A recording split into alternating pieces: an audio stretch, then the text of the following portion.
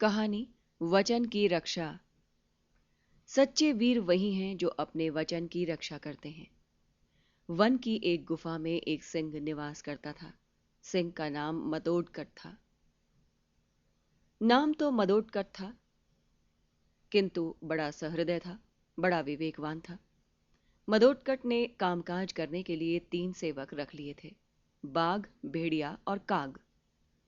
तीनों मदोडकट की सेवा तो करते ही थे, उसके लिए भोजन भी ढूंढ कर लाया करते थे। मदोदकट स्वयं कभी शिकार के लिए नहीं जाता था।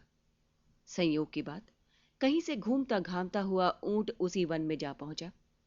ऊंट बड़ा दुखी था, उसके जाति भाइयों ने उसे मारकर निकाल दिया था। मदोदकट ने के सेवकों ने ऊंट को देखा। उन्होंने ऊंट के पास जाकर पूछा, तुम कौन हो और इस वन में क्यों विचर रहे हो? ऊंट ने उत्तर दिया, उसका नाम ऊंट है, वो बड़ा दुखी है। मदोदकट ने के सेवक ऊंट को उसके समीप ले गए। पूछने पर ऊंट ने मदोदकट को भी अपने दुख की कहानी सुना दी। मदोदकट द्रवित होकर बोला, तुम मेरी सेवा में रह सकते हो, यहां तुम्हें किसी का भी भय दुख नहीं रहेगा। मैं सदा तुम्हारी रक्षा करूंगा। बस, फिर क्या था? ऊंट भी निर्भय मन से मदोदकट की सेवा में रहने लगा। कुछ दिनों के बाद की बात है। वर्षा के दिन थे। संयोग की बात, कई दिनों तक पानी बरसता रहा। पानी बरसने के कारण सिंह के लिए आहार नहीं मिला। उसे कई दिनों तक भूखा ही रह जाना पड़ा। संध्या का समय था। तीनों सेवक खाली हाथ सिंह के सामने उपस्थित हुए। सिंह ने उनकी ओर देखते हुए पूछा, क्या आज भी कुछ नहीं मिला? सेवकों ने उत्तर दिया, हां महाराज, आज भी कुछ नहीं मिला।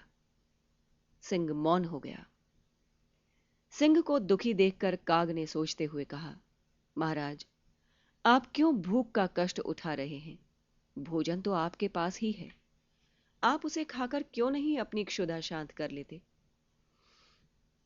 सिंह काग की ओर देखता हुआ बोला, क्या कह रहे हो? भोजन मेरे पास मौजूद है। कहां है भोजन? काग ने सोचते हुए कहा, वो भोजन ऊंट है महाराज, उससे कई दिनों तक काम चल सकता है। सिंह बोल उठा, क्या कह रहे हो? ऊंट को खाने के लिए कह रहे हो? जिसकी रक्षा का वचन दिया है उसे खाऊं? भले ही भूख से प्राण चले जाएं, पर मैं ऊंट को मारकर नहीं खा सकता। सिंह की बात को सुनकर काग चुप हो गया। कुछ और कहने का साहस उसे नहीं हुआ। काग सिंह के सामने मौन तो हो गया, पर उसने बाघ और गीदड़ से मिलकर एक षड्यंत्र की रचना की। ऐसे षड्यंत्र की रचना की कि जिसमें ऊंट को फंस जाना पड़ा और फंसकर मृत्यु का शिकार हो जाना पड़ा। जब जो 2-4 दिन और बीत गए और सिंह को आहार नहीं मिला, तो काग सिंह के समक्ष उपस्थित होकर बोला, महाराज, आप कई दिनों से भूखे हैं। मुझसे आपका कष्ट नहीं देखा जाता। मैं आपका सेवक हूं। सेवक का धर्म है वो प्राण देकर अपने स्वामी की रक्षा करे। मैं अपने आप को समर्पित कर रहा हूं। मुझे खाकर अपनी भूख को शांत कीजिए। सिंह ने कुछ उत्तर नहीं दिया। वो केवल काग की ओर देखकर रह गया। काग के पश्चात गीदड़ भी सिंह के सामने उपस्थित हुआ। उसने भी एक सेवक धर्म पर प्रकाश डालते हुए कहा, मैं अपने आप को समर्पित कर रहा हूं। कृपया मुझे खाकर अपनी क्षुधाग्नि शांत कीजिए। गीदड़ के पश्चात बाघ सिंह के सामने पहुंचा। उसने भी काग और गीदड़ की भांति ही सिंह से कहा, कृपया आप मुझे खाकर अपनी भूख शांत कीजिए। काग, गीदड़ और बाघ ने जब अपने आप को समर्पित कर दिया, तो ऊंट ने सोचा, वो भी तो सिंह का एक सेवक है, उसे भी अपने धर्म का पालन करना चाहिए। फलतः ऊंट भी सिंह के सामने जा पहुंचा और बोला, महाराज, मैं भी आपका एक सेवक हूं। मुझसे भी आपका कष्ट नहीं देखा जाता है। मैं भी अपने आप को समर्पित कर रहा हूं। कृपया मुझे खाकर अपनी भूख शांत कीजिए।